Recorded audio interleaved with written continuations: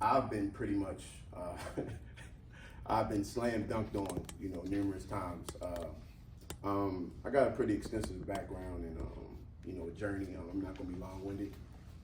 So pretty much, my father-in-law got me into trucking. He pretty much did a 14-year bid.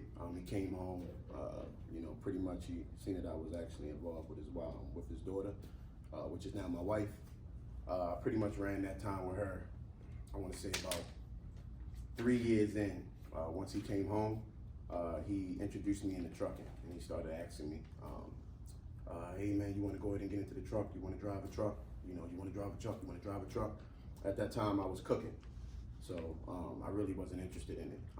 Eventually, fast forward. Cooking? Like chef? Yeah, I was a chef. So at that time, I was looking to be more of an exec. I wanted to be an executive chef.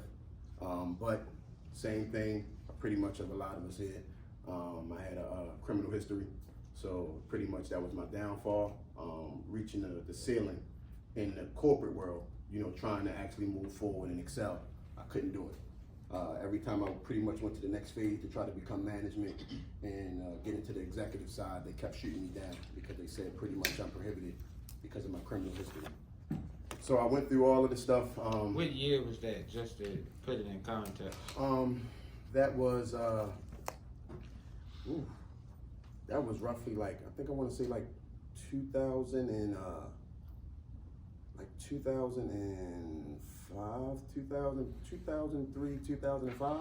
Right, so the early 2000s. So a lot of, I don't know if anybody just came home or had within the last decade, but a lot of things have changed since then. So we don't have those chains holding us down from excelling as much as we did before. Right. Well, during that time when I was going through that process, I actually was doing the governor's pardon, and then I was doing the background check where I was trying to get my record expunged. But during that time, the governor's pardon was a 6 year. I think it was a 6 year delay. So I was held back on that, and I couldn't even go through the process with that. So eventually, I kind of, found my way moving forward. Started taking an interest in what my father-in-law was saying. I had, me and my wife had my oldest son. He was about 1. And then I ended up, making that decision. Said, you know what, I'm gonna move forward. I'm gonna go on ahead and, jump out there. So I ended up going to Salt Lake City, Utah to get my CDLs.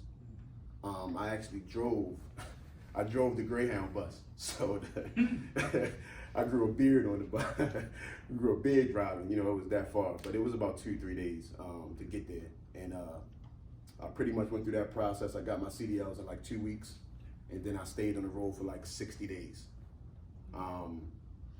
Throughout all of the nature that be, the crazy ups and downs, the weather, the storms, all of the hassle that was going out there, I was able to still manage to prevail. I ended up requesting home time. So I got a week home time. But did the typical that every big trucking company do, they tried to detour me back out because I was with a trainer. I ended up jumping off. I caught a flight home from Chicago, and I beat down on everybody's door. Like I was just telling you, I beat down on everybody's door, and just was finessing and charming everybody to convince them to hire me. I ended up getting fortunate with a company called container company, A.H. Gardner. They ended up pulling me on. I worked with them for about, I want to say about a year, almost a year. I ended up leaving them. I went to Calvin. Calvin had an ad. I went with Calvin. Calvin took me on for about almost 2 years, and I ended up getting fired from Calvin. And when I got fired from Calvin, that's when some of my journey started. Pretty much being in the Underground Railroad, as we call it, the backyard boogie. I had a lot of things going on that I was Don't go doing. too deep into that. No, definitely not. But just that was a part of my come up, and then that was a part of my whole process. But that was also a part of my transition. I went to I left Calvin once they fired me, and I went to a tech company called, I don't know if y'all familiar with Optimum Staffing, Optimum Logistics. So I worked with them, and they pretty much put you with different companies, and you work and you set your schedule, like pretty much how you want to work, and whatever the requirements is and the demands of that company, you go with that company and you make your own worksheet and your hours. So I was pretty much fudging my sheets and, you know, pretty much making my numbers look like it was more than what it was. So I was able to make my come up from there, and I was able to make my own schedule. But certain companies that I needed to go to required me to do more. So I was like going out to what is that? Near Hagerstown. I was going out near Hagerstown, parking my car, jumping in the truck, and riding over the road with them. FedEx. Ruan. Yeah, I was doing the countertops. Yeah. So the slide curtain, and I mean, it was a crazy. Like I said, it was a crazy journey. I have an extensive story. To be honest, I need to write a book, but just consolidating it all. It was good. I shifted from there. My father-in-law basically came at me again with a friend of his that he partnered with. Had a truck, and they ended up asking me to come aboard and drive the truck. So I jumped in that truck. I rode it for probably about 6 months, running back and forth to New York. And then we ended up having a different conversation, negotiated with them for me to pretty much take over the truck. I took over the truck, and it had some side money that I put to it.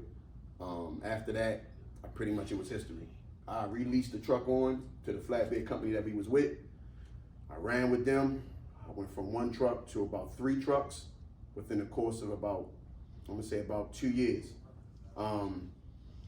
My first driver was the one that pretty much he was one of the people that was over there at the flatbed company that was more like a competitor.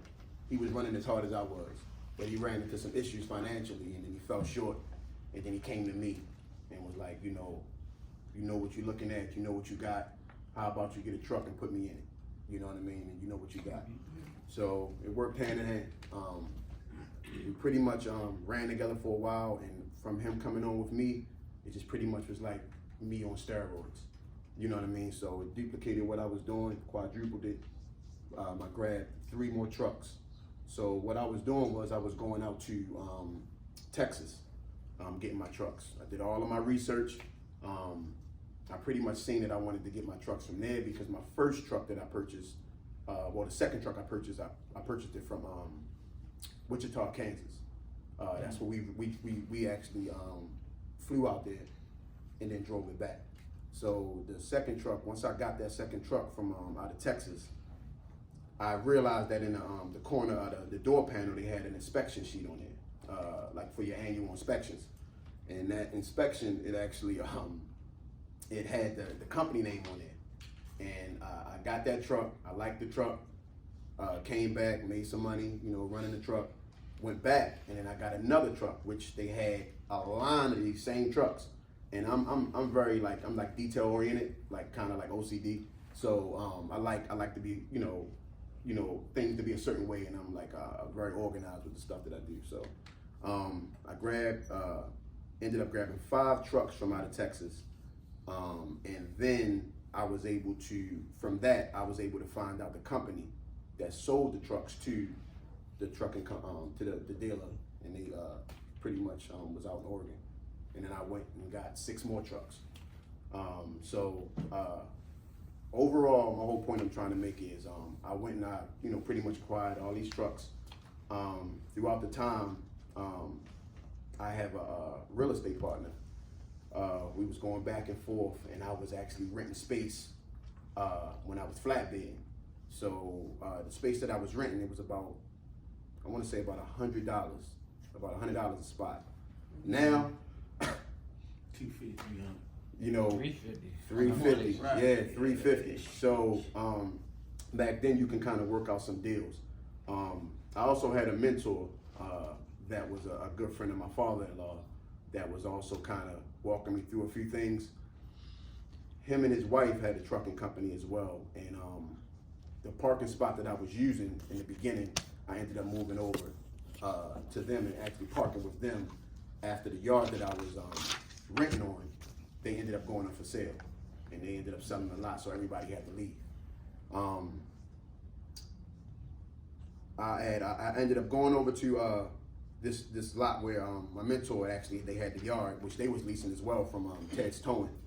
And that's where another part of my journey started. I built an even stronger relationship with them. They ended up making an adjustment, cutting ties, divorce, all kind of craziness took place. And they ended up moving to another lot, but they said they wouldn't move unless I was going with them, because at that time I had the 5 trucks. So they was like, if I'm going with him, in their mind, they looking at like, okay, if he's going, we know we have a consistent flow of revenue coming in from him parking over here. So fast forward past that, I went there. I told him if I do go, I'm going to add value. I actually ended up going over there. I ended up being a part of the whole process and developing the yard. It's pretty much 2 acres.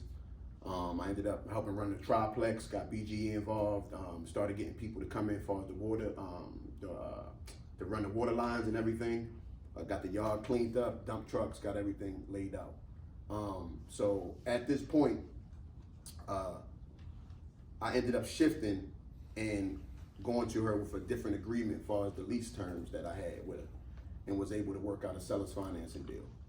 So, and eventually I was able to take over the yard. So, in between that, I know my 5 trucks, I think I mentioned to you also a little while back, my 5 trucks, I actually was, I know a lot of y'all probably have the new, I know like the DEF, the DEF trucks. Yeah, I got Don't it. speak on the. Okay, got you. All right, so I pretty much went through a process with that. I had some issues with the 5 of my trucks and the domino effect. Zero in on the downsides of having DEF. All right, so The reason I'm saying this, I'm a older truck guy because of what I know. yeah, 60 series is the way to go. But a lot of y'all, if y'all jumping out there, you gonna want to get the shiniest, cleanest truck you see, and just because it's new or newer, don't make it a better truck than an older truck. It can actually be a worse truck because of DF. Well, not even saying that it could be. It actually It will is. be. It actually is a worse truck, and they designing the newer trucks for it to be, shop friendly, because they wanted to actually come back in there for service. So all of the parts that they have on these newer trucks, these trucks is designed to break down 10 times faster than what the older trucks were. The older trucks was more sustainable, and you was able to pretty much ride that truck until the wheels fall off. Now, the trucks that they have and the truck that they pretty much have us purchasing, these trucks is breaking down way, even just a small sensor, I have you shut down on the side of the road, and if you on the turnpike, you in trouble. You know what I mean? They got a lot more sensors on trucks than anything now. Yes. Yeah, everything's Yeah. fragile. Yeah.